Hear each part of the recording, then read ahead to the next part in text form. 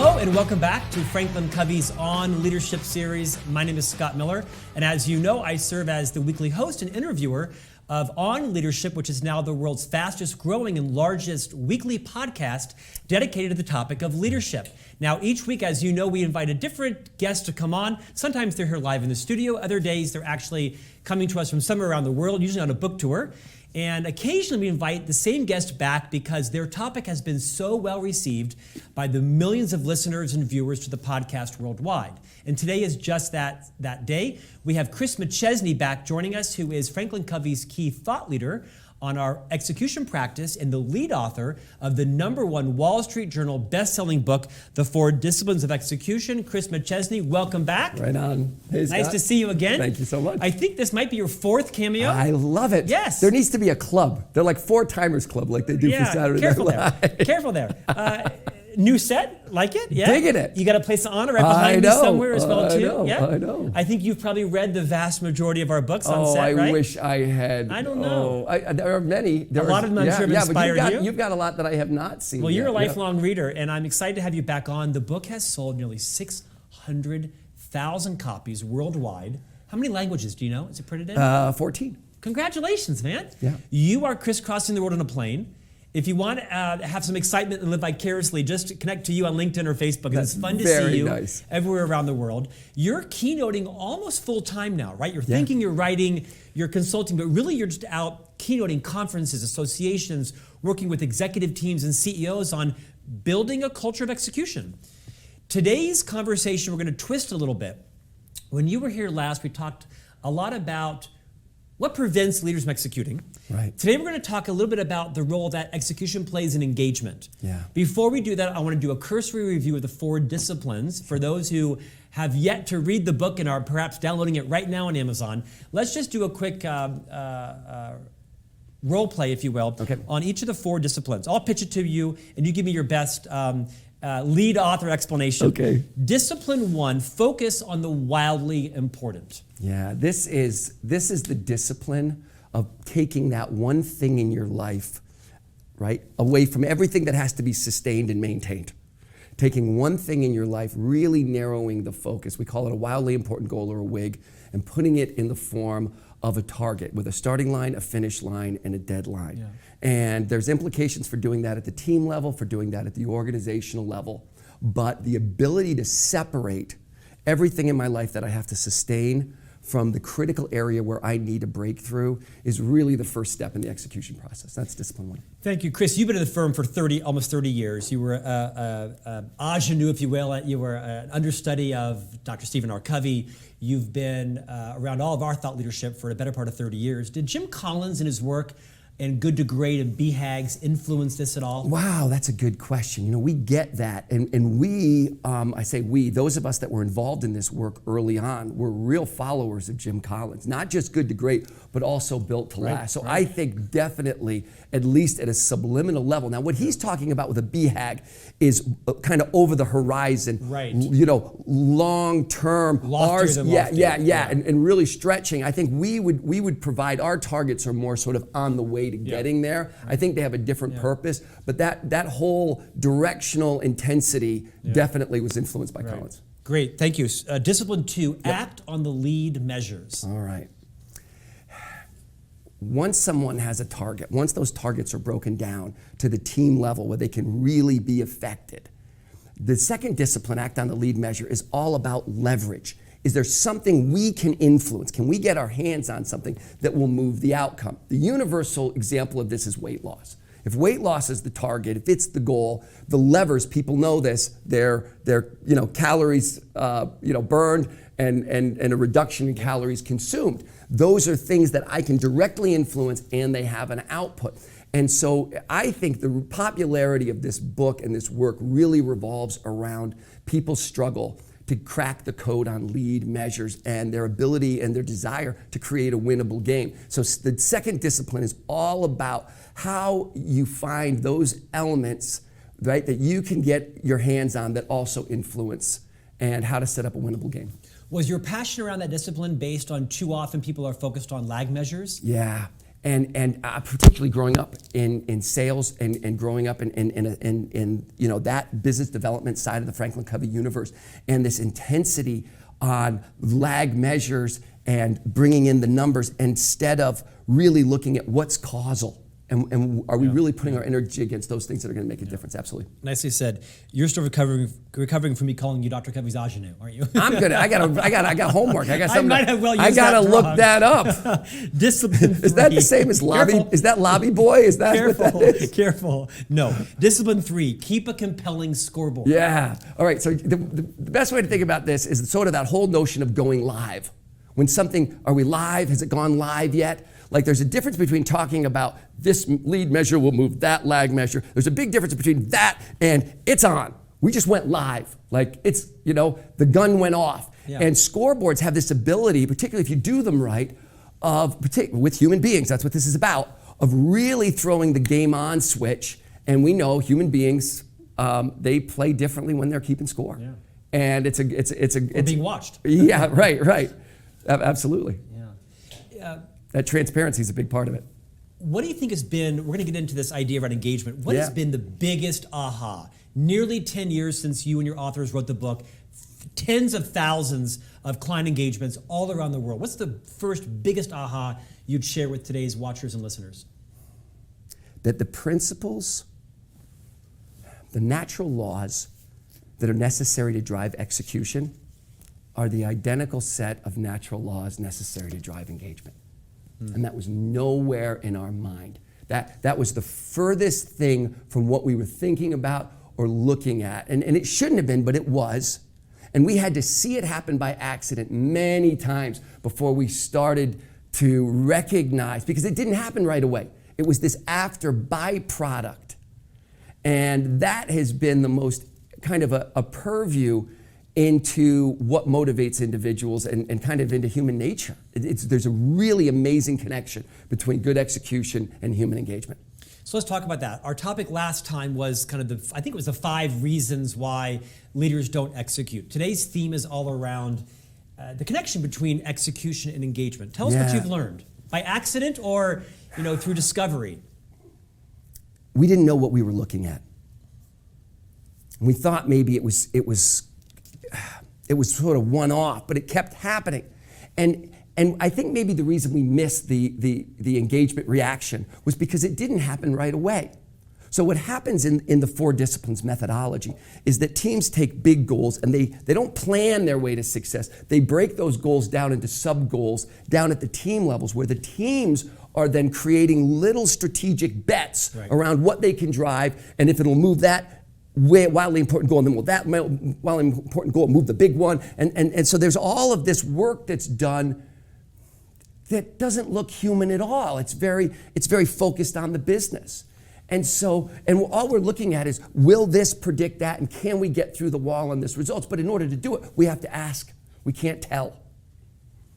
And so we're not micromanaging in the process. In order to get the results, you have to engage the people that are doing the work. We weren't engaging them to create engagement, right? We were just trying to get the result.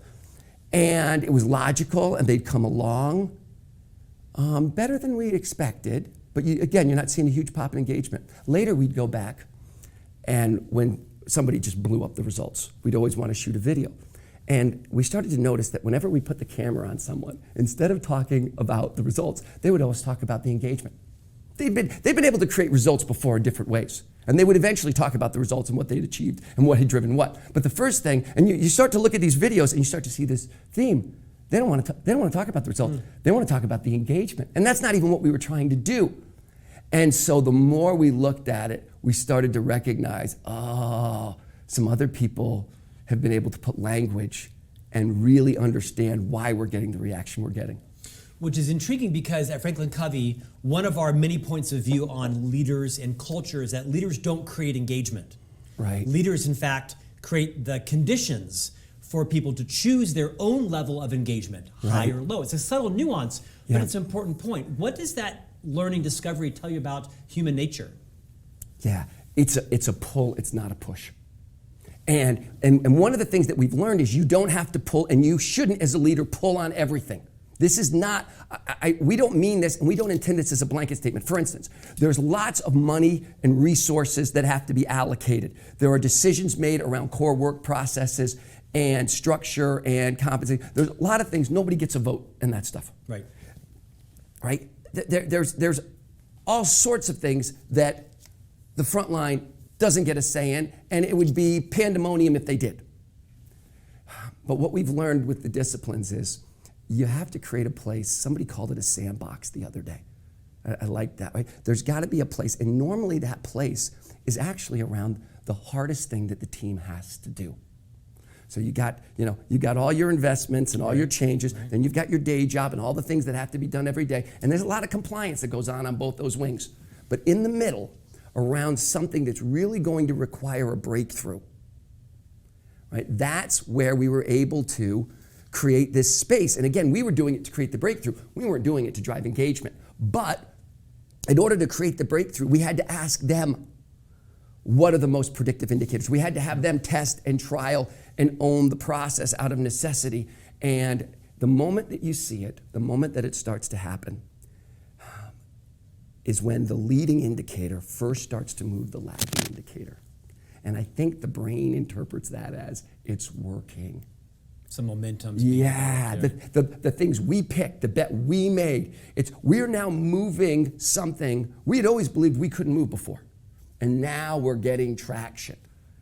And again, you have to see this. People that the organization thought were not involved or concerned at all with the business are now intensely focused on a result. Chris, I don't know of an organization not interested in, focused on, or working on employee engagement. But I think very few of them are seeing execution and winning as a connection. What advice would you give organizations that are trying to solve that are focused on it, to kind of walk across that bridge? Such a great question, Scott. And we've seen this same thing too. A majority of work that's being done in the area of engagement is blurring with turnover, and they're not the same thing. In other words, the things you do to reduce turnover, believe it or not, are not the same things you do to drive engagement. They're two separate lists, and I'm not making this up.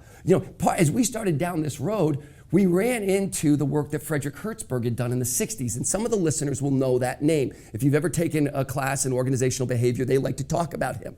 And he had some research in the 60s that is so critical to this topic, and everybody seems to have forgotten.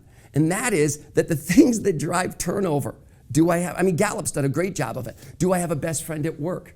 Right? My relationship with my boss. Like all the things we think about, and basic things, my benefits package. All the places we go when we think, oh, how engaged are our people? It's very easy to start leaning towards what are we giving them? B.J. Walker said it best. Describe who B.J. Walker is to our listeners. Yeah, she is, right now she's running the Florida's Department of Family and Children's Services. She was doing it in Georgia, right, where she, using the 4 disciplines, reduced repeat cases of child maltreatment, child abuse by 60%. So it's maybe the most important result FranklinCovey's ever been associated with. Using the execution methodology from FranklinCovey. And any of the FranklinCovey client partners can get people a copy of this tape. But she says this one thing.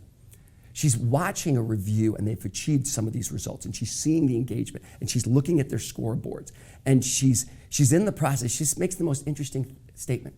She says, in government, she says, if you want to give somebody some recognition, if you want to have a party, if you want to do something, everybody's got to bring their own lunch because you can't spend money on stuff like that. She says, we don't have the highest wages. And she's talking about all the things she can't do from an engagement standpoint in government, right? But then she says, it's a great quote. She says, I got nothing for you but the work. She says, I got nothing for you but the work. And she says, when you see how engaged these people are.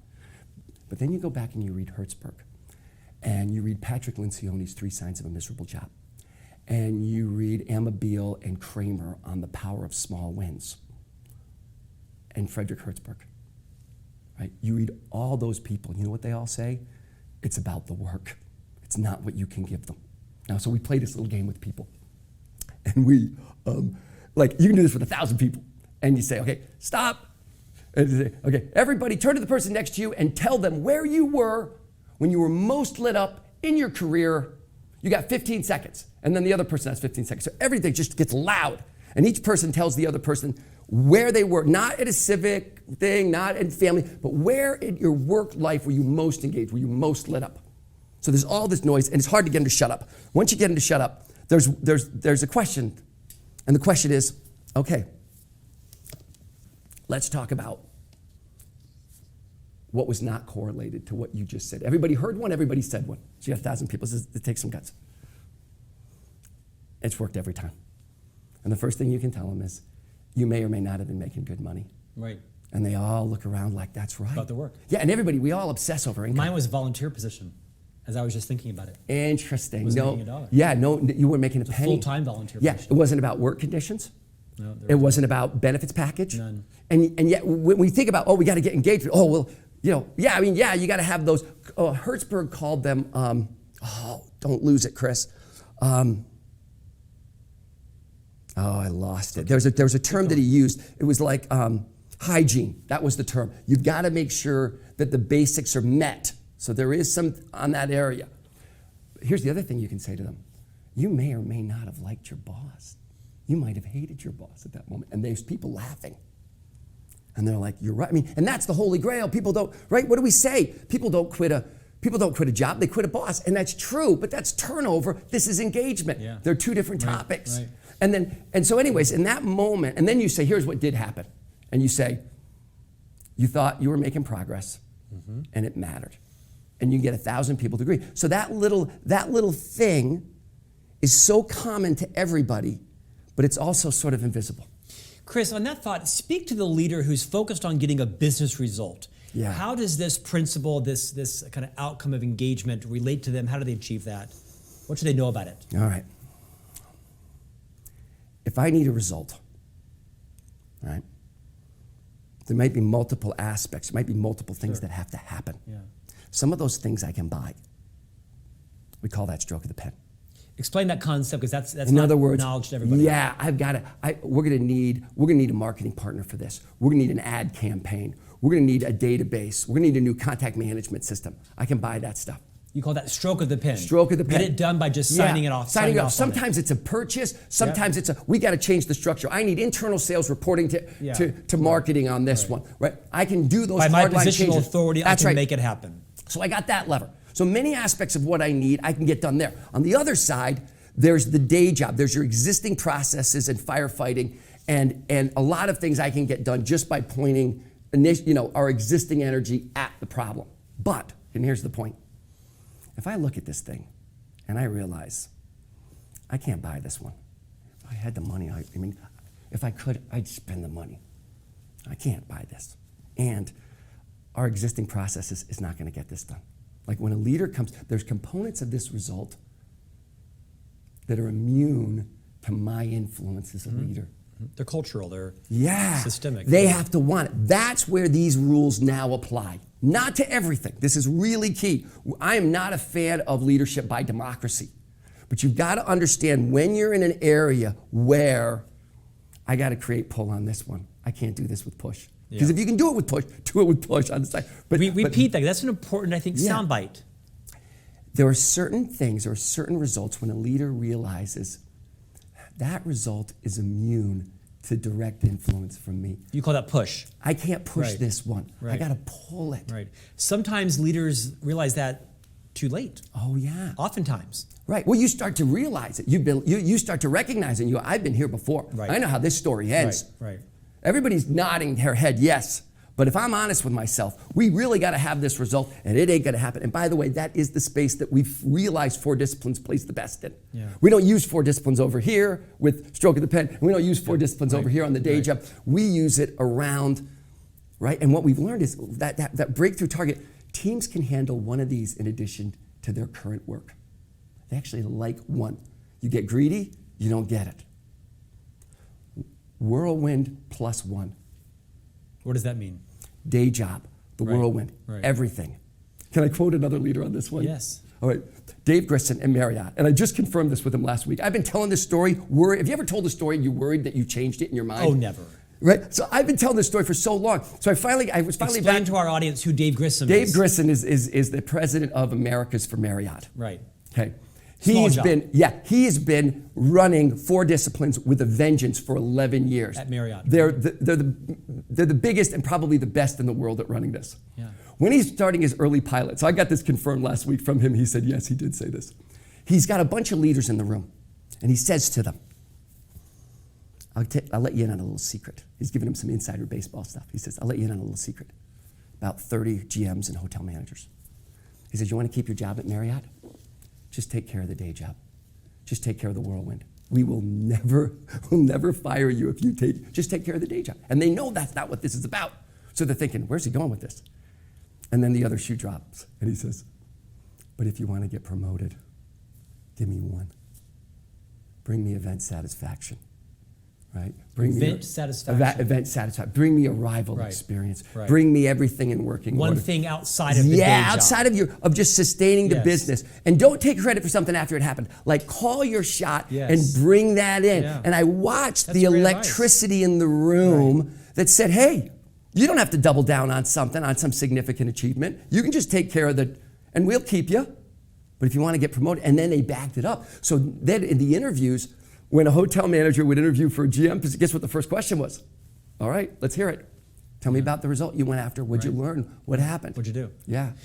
Cross a bridge for me. What advice would you give perhaps senior leaders that are trying to take the organization in a new direction and there is some anchor? There's like some weight. People don't want to go there. Yeah. They're not that excited about it. How does the execution methodology help to build or create a culture where that engagement swings the opposite way? If it had not been for our mentor, Jim Stewart, who passed away 11 years ago, I don't know that we would really understand this, but we watched Jim do it. All of us that are familiar with this work have seen this happen. And it's counterintuitive, and I hope I can articulate this. It's not about convincing the organization you've chosen the right direction. Da-na-na. Like, how many leaders obsess over that compelling argument and the burning platform and clarify and talk them to death, influence, and that's not been our experience.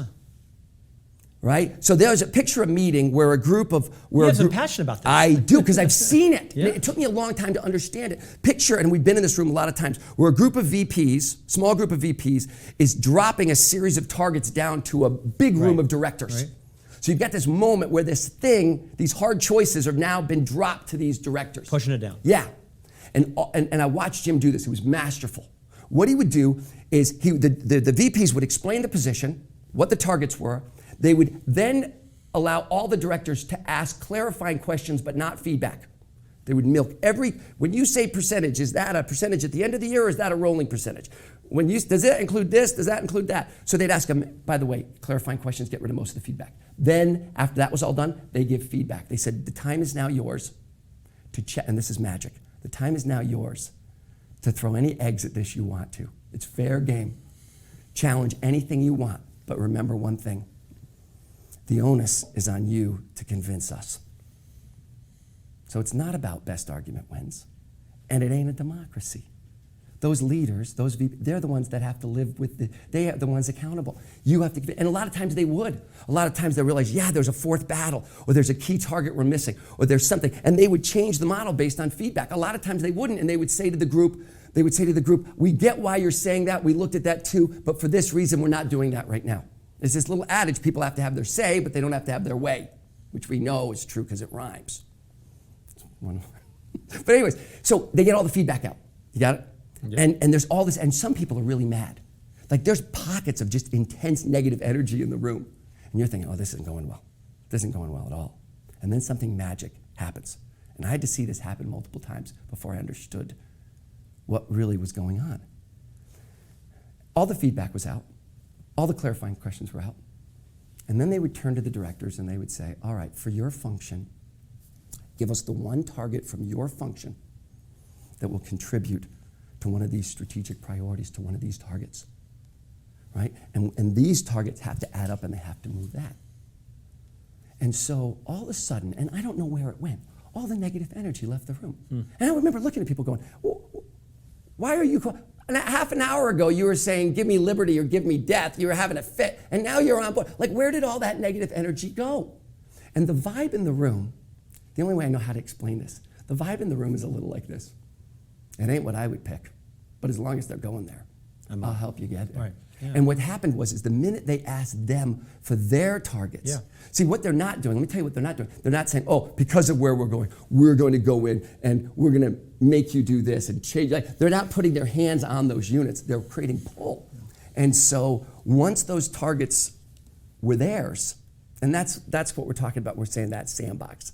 Those are the targets. That's the pull. Chris, flip the script off the corporate culture into your personal life. I think Clayton Christensen, the famous innovation expert, influential mind, Harvard business professor, prolific author, passed away a week ago. He wrote a book called How Will You Measure Your Life? Yep. It's one of the most profound books on taking business principles and applying them in your personal life. If you haven't read How Will You Measure Your Life, you have to go buy the book. It's prophetic. Similarly, these execution principles apply in our personal lives and our families. Give us some illustration of that. This one's easy. This had an impact on me and my wife. Tell us. All right, I got 7 kids, as some of your viewers know, some don't. I should say my wife. I can't even repeat it. My wife and I have 7 children. We did with kids what we tell people not to do with goals. We just kept going. That's right. You overgoaled. We overgoaled. You overkidded. But I saw a picture of your family on Facebook yesterday. You were like in front of your home and then in a tree, but there was more than 7, so there must be some spouses. Son-in-laws, I got 2 really good ones. Yes, I thought, oh my gosh. Yeah, that was really 2 great. of your 7 are married. 2 of my 7 are married. Yeah, great. So yeah, there's 11 of us all together now with my wife and I. All right, of the kids, the youngest is 10. The rest are either teenagers or have been teenagers. And if you have teenagers, and you're going to experience this not too long, Scott, everybody that's had teenagers. I won't make it because my 5-year-old's going to give me a stroke. I don't think I'll make it into teenage years. I've seen videos of your kids. Yes, this is going to be very interesting. Yes. If you have teenagers, you have drama. You can spend a lot of time as a parent dealing with the drama, and you will. But no matter how much you deal with the drama, you will always have drama. Yep. My wife and I got very clear about 10 years ago, about the same time we started to make this observation, that there was a more important priority than managing the drama. And the priority is there something in this child's life where they're winning and it matters? Yes. And everything else is noise. Yes. And with Sarah, with Tabitha, with Ben, is there one, can we water that flower? Can we create the conditions? What do we have to do so that there's one area? And if a child, and we're no different now, if there's one place in your life where I'm winning and it matters. I agree, crucial. Everything lines up. I think it's one of the best parenting tips that you could find. And the thing that's really frustrating about this is how few people really understand the biggest driver of engagement. I can share a personal story. A few weeks ago, one of my friends got married in our church in Park City, Utah.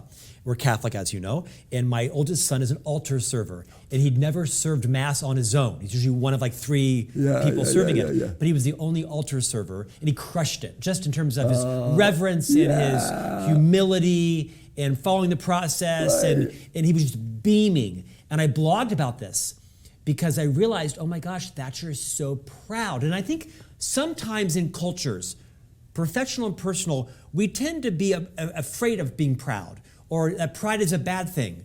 I think with kids and with adults, it's important to be proud for a moment. And there's a level of leadership that says, well, you shouldn't peacock.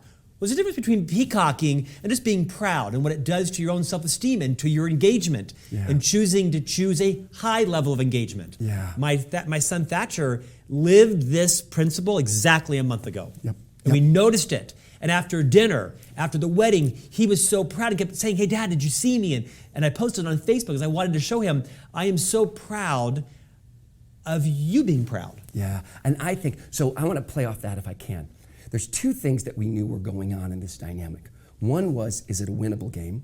Yes. The other was, is it a high stakes game? If you don't acknowledge it, it won't feel like it was a high stakes game. Yes. And leaders... He kept bringing it up to us. He's not that kind of kid. Right. He's not self-aggrandizing or absorbed. He kept coming back up to us at dinner saying, Dad, did you see what I did? And we realized, wow, this is important to him. So we had to keep validating it. Jim Hewling, Your co-author. Co-author and my personal mentor, is so good at really looking at cultures for whether there is informal recognition. Mm-hmm. It's one of the biggest things, like, because you can put processes in place and you can acknowledge people, and we should, but what Jim always looks for is there informal recognition that's letting people know.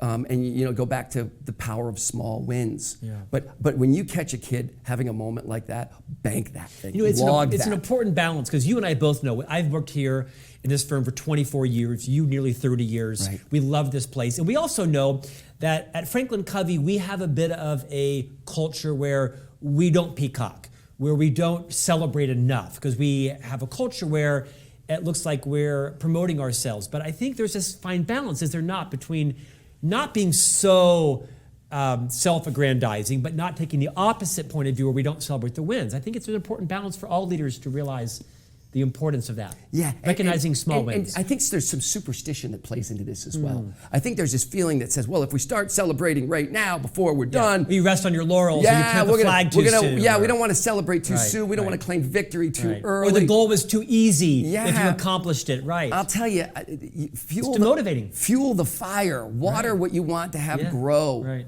Right. When you find your kid really having a moment like that, make a big deal out of it. Jeez. Let's end. You're writing a book. Now you're actually refreshing a book, and I'd like you to talk about this. It feels like we're writing a book. Because the Execution has sold 600,000 copies. Yep. Simon & Schuster, who's your publisher, has been begging for you to re-release the book for 3 or 4 years. You kept saying, no, we're not ready yet. We're learning, we're speaking, we're researching, we're absorbing. Right. Tell us what's on the horizon. Yeah, so the 10-year anniversary. Says what really by the time the book publishes, it will be able to say we think March of 2021. 2021, right? And what we're really doing here is we're tweaking so many things we wish we could have altered a little bit if we could go back in time. Yeah. Because it's not that anything is wrong, it's that sometimes people take certain things that we said in a way. Like, we didn't get multiple chances to do this. We wrote the book. It was our best shot. We went out and we realized, sometimes they think this when we didn't mean that. Right. Sometimes they think all the wigs need to be going to one centralized here's wig. What we're calling this now, and this tends to work well. Yes. Now, the other thing that happened was when the original book was written, and Jim was really smart about this, we focused on a frontline leader. I think it's part of the popularity of the book because we really give the rules for execution at the front line. The problem is those rules are not the same rules for leaders of leaders and organizational leaders. And we cover that stuff in the 3rd section. The problem was by the time leaders of leaders got to the 3rd section, they'd already sort of had an imprint. And so they're trying to sometimes run the process like a frontline leader would, and it creates some sparks. So there's just some things we're going to do differently with call outs and examples. We've also gone further into various industries, so healthcare, manufacturing, right? There'll be a section on that. It's a substantial refresh. I mean, this is a book that people who have already read the current book... We almost gave it a new name. We did. In fact, the CEO and you have been in agreement that we also want new readers, but we think people who've read the book in its current format will enjoy coming back and reading the refresh because all the new insights. Here's the biggest one. I can't believe I didn't say this first. They don't read this book like they read business books. They do this. So like a guidebook. We built it like a guidebook, but honestly, we thought everybody would treat it the way you treat a business book. Log it, pick the ideas you like, and go on. And we can't tell you how many people we meet, they're like, they don't say we read 4 disciplines. They say, we're doing 4 disciplines. We're a 4DX company. Yeah. And we didn't know, we wouldn't even imagine that it would be that kind of book, but it really has been. So that changes what we do in the second book. So Chris, speak to that, because this will sound self-serving, but I want you to give your honest opinion. The 600,000 people who've read this book, right? Some large number have engaged FranklinCovey to come in and transform their culture, transform their engagement, transform the results. And there's also some large percent of leaders that have bought the book, they've tried to implement it themselves and they've failed. And then they call you to come implement. Yeah. What advice would you give the leader at any level that's buying the book today, that's reading it right now, that's trying to attempt to implement it? Yeah. Save them the lesson that the other 500,000 learned. How do they engage you to actually let us help them? I've actually got 8 of these in my mind right now based on what we've been experiencing in the marketplace. when we look at that. Let me say Save the person 6 months from stubbing their toes. So here's the first caveat. Any leader applying it to their team can do really well with this. Where it gets sticky is when you're doing it more systemically, and not every leader is as bought into you as you are at the beginning. That's where you and your team might work individually, but if you're trying to build a Once cultural... you're a leader of leaders, here's the big one.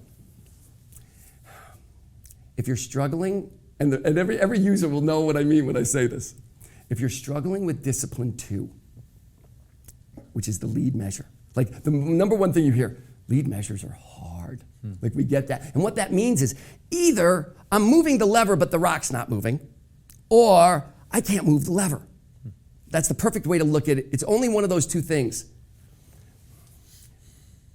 When you're stuck at discipline 2, go back and look at discipline 1. Maybe you got to break that rock down a little bit more, right? So in other words, we have a wildly important goal for new accounts, and the lever isn't working, right? We have this lever for first appointments. And 5% of the sales force can get first appointments, but the other 95% can't move that lever. So we do cold calls, and we get a lever that's way out here, and everybody can do cold calls, but the pole's bending and the rock's not moving. So now we're moving the lever, but the rock's not moving. And at that point, they go, first appointments didn't work, cold calling didn't work. This lead measure stuff's harder than I thought. Go back and look at the rock and say, oh, okay, we want new accounts. Maybe the rock should be that thing that we were trying to, maybe the rock should be first appointments.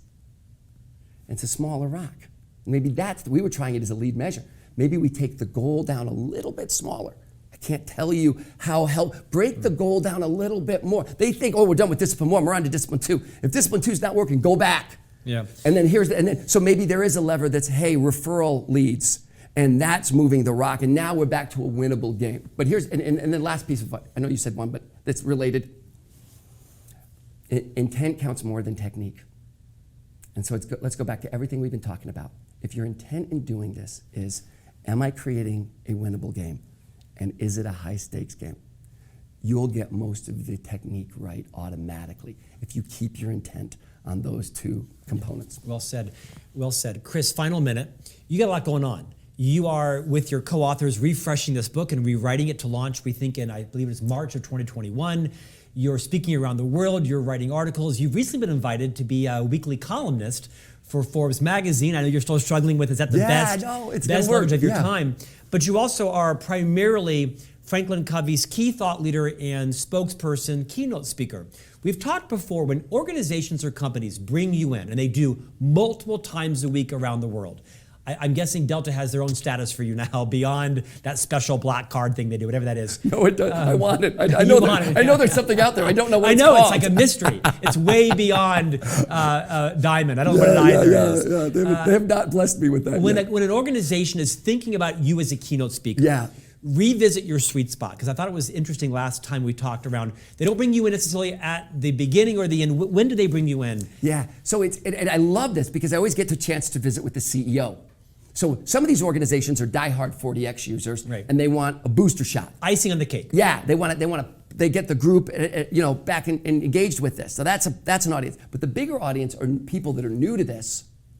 They think they like what they see. They read the book. Yeah. They have a conference coming up. They kind of want to see how the rest of the organization will react to it. Yes. You're a trial balloon. Right. Yeah, it's a little bit of a trial balloon because they want to know that if they do this, it's going to go over well, right? But that's the secondary. The primary thing is they just want to boost around the principles of execution as they're launching all their new stuff for that year. So there's always a new focus. There's always a new product. Every one of these conferences has new strategic elements. Yeah. People love ending on an execution theme. So you're the cleanup guy. Yeah, we do it front end sometimes, but more often we bat cleanup. And what they want is, they want to give people, a handful of really practical things they can walk away with and say, you know what, I can execute on this. Yeah. What's your sweet spot? 90 minutes? What's? I like 90 minutes to 2 hours, and I don't always get it. Yeah. But we know how to keep a large audience very engaged because of the nature of what it is. no correlation to your energy, I'm sure. No. Is it best if an organization is thinking about bringing you in as a keynote to have the audience have read the book beforehand, give the book out during? They you know what? They'll sometimes give the book out beforehand, but you never get much of a hit with that. Yeah. We've got a great little 5-minute video that's very popular for that. Just so people have some idea, they can start thinking about it before they go in there, so it's not hitting them cold.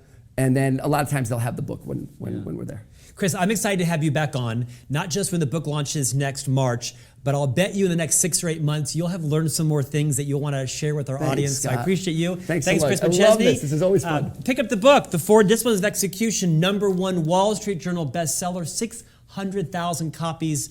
And we'll see you back here again next week for a new guest on Franklin Covey's On Leadership.